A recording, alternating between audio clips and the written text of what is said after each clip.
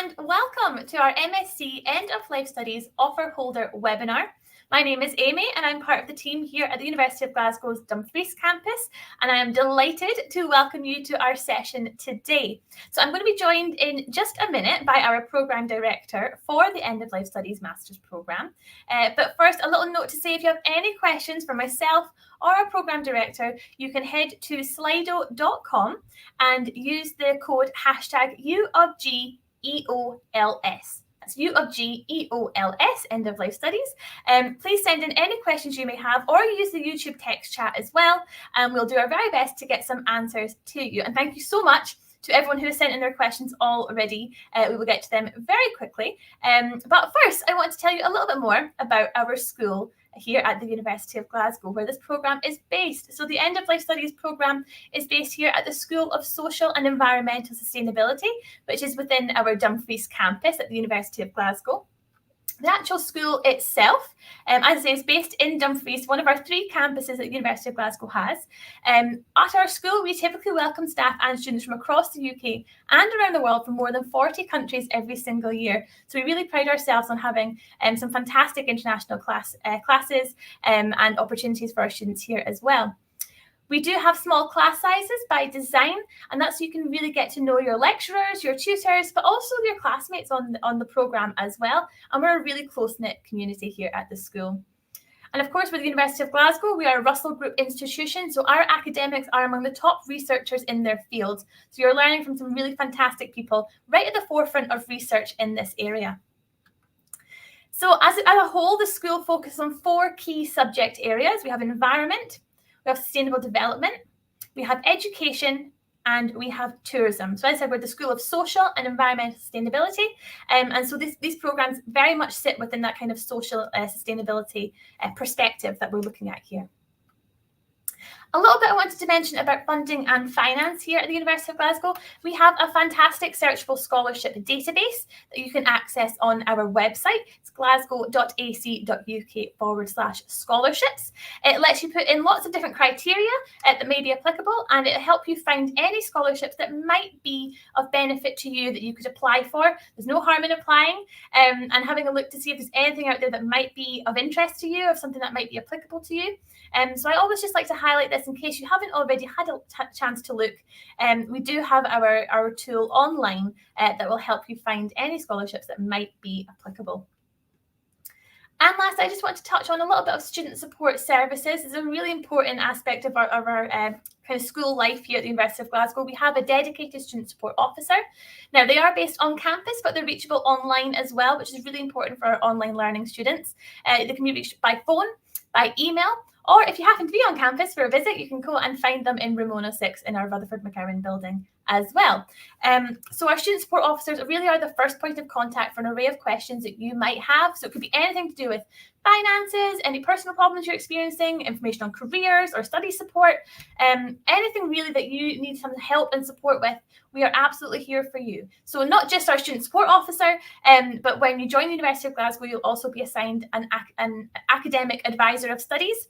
So that is someone who will kind of guide you through your programme journey, as well as kind of, give that kind of advice on classes you might be taking, or study skills, or career progression, anything like that you might want to know about. They're there to help alongside our student support officer. So really, I wanted to say, if you aren't sure, please just ask. If you have any questions about anything related to your time at university and you're not sure where else to go, then you can come and see our team. You can reach out to us, talk to us. Our academic team and our student support team, we're all here for you and ready to help answer any questions that you might have. So please do just reach out if there's anything at all that you're worried about. Please don't sit and worry. Reach out to us and we'll do our very best to help you.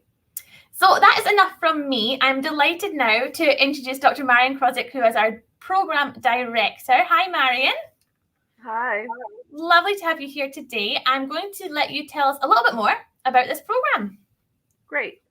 Well, as Amy said, I am the program lead for the End of Life Studies program, and it's a program that includes a full master's, but it also offers a chance for certification in a PG Cert, a PD Dip, and we've also developed a academic credit-bearing and CPD micro-credential. So, Amy, if you can just advance the slide, I will get into some of the details about the program. As you know, this is a fully online asynchronous program, and we've started fairly recently during the pandemic, and we have a range of interdisciplinary perspectives that critically examine end of life care practice and policy. And it ranges all the way from palliative care, but also concerns for cultural representations of death and dying and related ethical questions such as assisted dying. And through this interdisciplinary social science focus, we're also quite aware of and bring to the program perspectives from medical and health sciences, as well as from the arts and the humanities. So, Amy, I'll have you again highlight that our track record is of internationally recognized research. The End of Life Studies program sits within the End of Life Studies group, and our group focuses on aspects of hospital and end of life and care for dying, death, and bereavement, from hospital palliative care to the concept of total pain. I won't read through all of the slides, but what this does is it provides you a highlight that we are very broad in our ways of wanting to explore, examine, and create impact across traditional hospital palliative care around new innovations in the 21st century, as well as other representations such as creative writing and arts based approaches.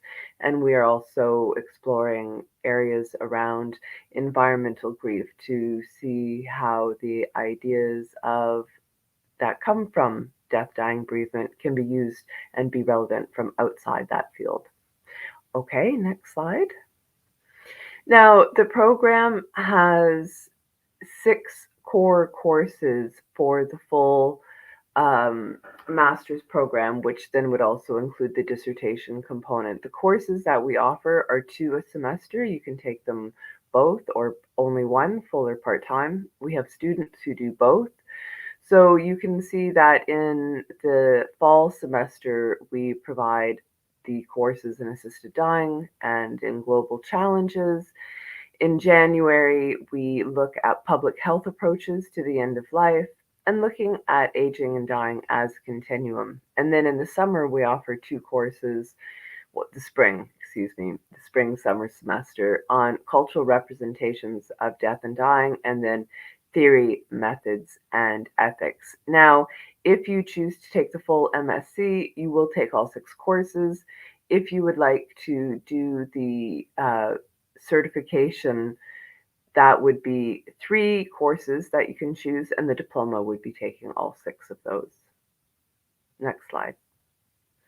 We're excited that we've developed a micro-credential in challenges in end of life and palliative care. And what this is, if you don't know of micro-credentials, it's a 10-week course, and we're offering it twice a year. And it engages with a range of the topics from our program.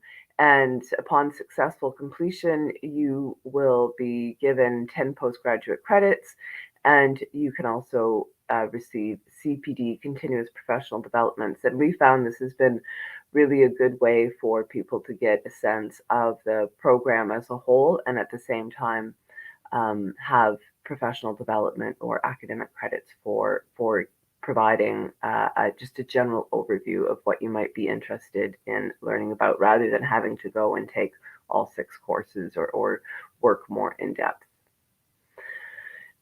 So in the program, what to expect when you're doing a fully online asynchronous program with students from around the world is really an important question. And so because we have 3 intakes a year, Some of our students each semester are new students, and some are continuing students in each course. So there's always a really nice mix. And as a student, you're able to move through the course in a flexible way because all of the course material is available to you on day one of the course on the learning platform.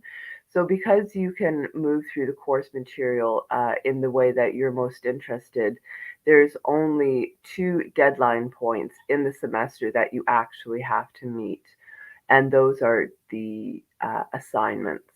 And it depends on the course as to what those assessments are going to be. Sometimes they're more conventional academic essays, but we do research posters, we have reflexive journaling. We also ask people to create short presentations and then other creative responses. So it's not just an essay text based assessment format. And on average, you can expect to spend 10 hours per week on a course. So that's about 200 learning hours over the life of the course, and that includes your assessment time. Now, as I mentioned, it's fully asynchronous, so you are able to control how and when you move through the material. At the same time, we found that one thing that students find really important is having opportunities to connect in real time with other students and with the lectures of the courses.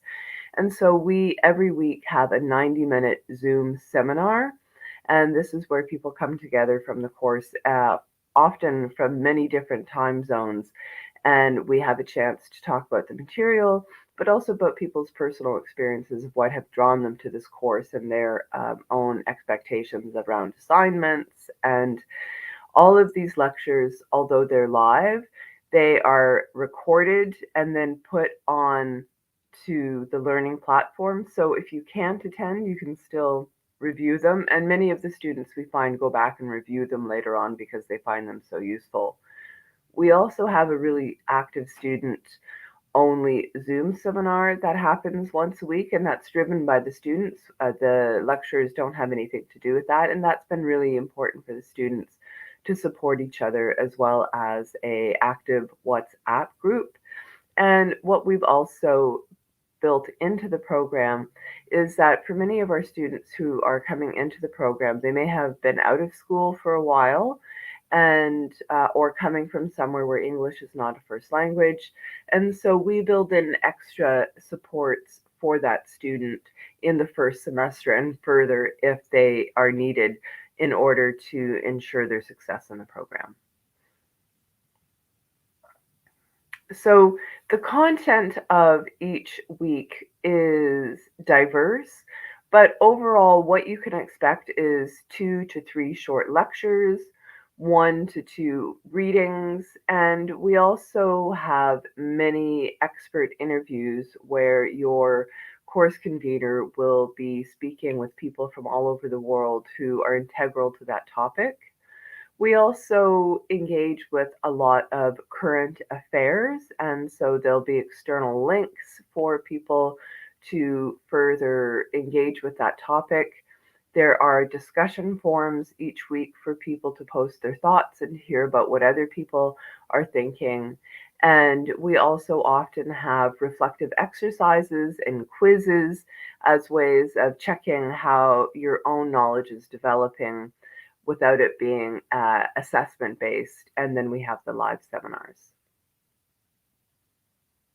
So here, this is just a screenshot of what a typical week would look like.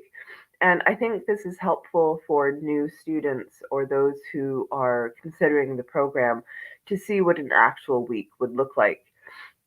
And so here you can see there is a series of topics within the week. This one happens to be in global challenges. And here we look at healthcare systems. There is a lecture there and an article. We look at, consider how the concept of global health and how end of life care is a global health priority is structured, and there's a discussion and lecture. We also really pride ourselves in looking at the issue of end of life care death, dying, and bereavement from a global perspective. So we often have, as we do in this instance, a section on palliative care in Africa, and then each week we will summarize some material and provide a link to the seminar. One of the things that for me is the best part of my job is that I'm able to draw from an interdisciplinary perspective. I'm a medical anthropologist by training, but I also have degrees in sociology and communications, and our other lectures are equally diverse. And so, with interdisciplinary curriculum, we also see that we draw a student body that comes from many, many different fields. We have a fair few nurses in critical or end of life care, but we also have many students who are psychologists in bereavement support, social work, people who are funeral celebrants, people actually who are themselves academics but are interested in this topic because this really is the only type of its program in the world. We work with end of life doulas, chaplains, and spiritual care. We also have artists and documentary filmmakers. And last but not least, some people take this just from their own personal interest once they have retired. So you can see there's this huge diversity in our student body, and this has really been one of the best bits of the program. And I mentioned previously that our curriculum is global, and what we see is that this is also reflected in our student body. And there's just a few of the countries that we have students from or have had students in the past. And one of the most powerful things of the program the students talk about is their ability to learn from other students in different countries. And so combined with an interdisciplinary and global curriculum, we have an interdisciplinary and global student body. And I just also wanted to highlight that with our students, because we have such a range of interests and enthusiasms, our students have highlighted how their own work within our program has changed their practice and how they have worked with each other. And so here is we have an end of life studies blog, and these are some of the articles that students have discussed some of their practice. So our end of life, if you just type in end of life studies blog, the University of Glasgow, you will see a enormous diversity of student work and thought about their time in the program and what they're doing with that work. And so I showed you in the slide earlier, we started in 2001, and most of our students are part-time. So we've just in the last year started graduating our first full master's students. And it's been really fascinating to see what they've done with their dissertation research and where they're going. And they have developed and implemented primary research in hospital settings. They've created new programs. People have also started new community-based programs, working with older people and secured funding for that.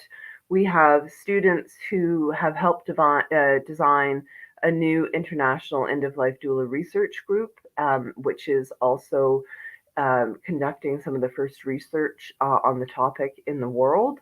We have students who have published their work in academic journals, and we have students who are continuing their studies through a PhD with us at the University of Glasgow. So there's this wide diversity of outcomes from the participation in the dissertation and how we can best support you as a student to do work within the program that has real world relevance after you finish the program. So these are just some quotes from previous students, and I'm not going to spend too much time. You can always stop the video and read through them yourself, but I do want to highlight, we have critical care physicians and nurses and all sorts of clinical staff, and the understanding that the program brings to their daily practice has been enormously useful for them. But we also have people who are working more on the social care side, and the idea for them, also similar to clinical care, is that it provides new perspectives and tools to inform their work. And so we have non clinical staff and non clinical students. And at the same time, I've highlighted how these clinical care participants in turn have understood why a social science and interdisciplinary perspective is important to their practice. So, regardless of your background, I find, and the students have found, that it really does impact their day to day work. So that's it for now. As the thing says at the bottom, I'm Dr. Marion Croswick, and you can reach me at Marion Croswick at glasgow.ac.uk. I'm very responsive to emails, and I'm happy to answer any questions that you might have. Marion, thank you so much. That's fantastic. And so great to hear. I mean, I remember the first cohort of students coming in, and now to see all the wonderful things that they're off to doing, starting new programs and sharing their research. That really is so lovely to hear. So thank you so much. We do have some questions that have been sent in, so I am eager to get some answers out here. So here we go. First question: how many students will be in the online classes? Yeah, and that's a good question. The answer to that is really that it varies, and Yeah. it varies based on the ability of students to attend, because we do seminars in different time zones, and we try and stagger the seminar times so that it works at least some of the time for some of the people. But we have anywhere from, I would say, 8 to 10 to 2 to 3 in a seminar. And what we've been able to do is that if the seminars are quite small, the nice thing is that we can work on the assignments, and peers can provide much more engaged conversation with each other. And then the larger sessions are ones in which there's more paired work or formal review of the material. Yeah, absolutely. And I suppose that's having 3 start dates, I suppose, throughout the year. There's always that opportunity for classes to shift in size and Yeah, who's there. I And would say on average we have 5 to 8 students, yeah, and then many of the students just aren't able to attend because they have caring duties or the time zone just doesn't work for them. And what they will sometimes do is ask me questions that I will bring into the next seminar so that their voices and their interests can still be heard. that's brilliant. Thank you so much. Okay, Mhm. next question here. Are there any funding opportunities to support the cost of tuition? So I'm going to reiterate what I said earlier about this one, which is we have a fantastic scholarships tool on the University of Glasgow website. So I'll pop up the link that you can join on the screen. It's glasgow.ac.uk/scholarships. If you go up there, you can put in information like what level you're studying, what program you're studying, where you are in the world. Lots of different factors that can come into kind of scholarship considerations. And if there's anything there that applies, you can absolutely, go for it. I would always say, apply if you can. You never know. But that's certainly an option, is to have a little look. But if you are worried about finance or you're worried about anything like that, please do just reach out to us, because, we'd be more than happy to chat with you, see if we can, direct you to some other scholarship tools like this, like that we have at Glasgow. We'll see how we can help, basically, and maybe hopefully alleviate some worries. We do have, in terms of payment plans, we do have kind of Yes. installment schemes. We do have, different ways to pay tuition fees as well. So we'll find a way that hopefully can help. Yeah. And I do find, Amy, that many of our students use payment plans so that they're Yeah, able to break up the payments over their academic year. So I think that's an important point too. great. Yeah, thank you so much. Okay, next question. Are we Oh, able to visit the campus and use, well, absolutely. Are we able to visit the campus and use facilities? Of course you are.